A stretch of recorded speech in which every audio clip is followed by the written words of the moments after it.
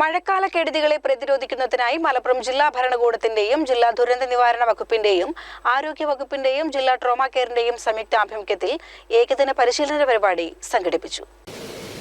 ഈ മഴക്കാലത്തിന് മുന്നോടിയായി ഇതുവരെ നമുക്ക് ലഭിക്കുന്ന മുന്നറിയിപ്പനുസരിച്ച് 15-30% സാധാരണ ആളുകളിലാണ് വർദ്ധിച്ച മഴയാണ് ലഭിക്കാൻ സാധ്യത.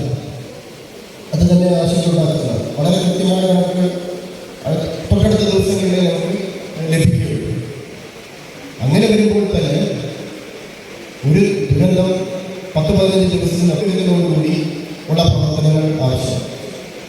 അപ്പോൾ ആ മുൻകരുതലിന്റെ ഭാഗമായിട്ട് ചിലപ്പോൾ കുറേ മാറ്റി താമസിപ്പിക്കേണ്ടി വരും, പുതിയ ക്യാമ്പുകൾ കണ്ടെത്തേണ്ടി വരും.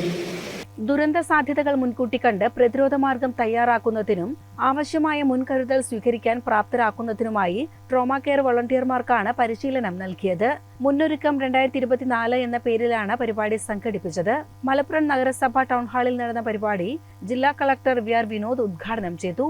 ചടങ്ങിൽ ജില്ലാ ട്രോമാ കെയർ പ്രസിഡന്റും റിട്ടയർഡ് ഡെപ്യൂട്ടി ട്രാൻസ്പോർട്ട് കമ്മീഷണറുമായ ഡോക്ടർ PM മുഹമ്മദ് നജീബ് അധ്യക്ഷത വഹിച്ചു. കാലിക്കറ്റ് എയർപോർട്ട് ഫയർ സർവീസിലെ സീനിയർ മാനേജർ ഷൗക്കത്ത് അലി മുഖ്യാതിഥിയായിരുന്നു. CCN മലപ്പുറം.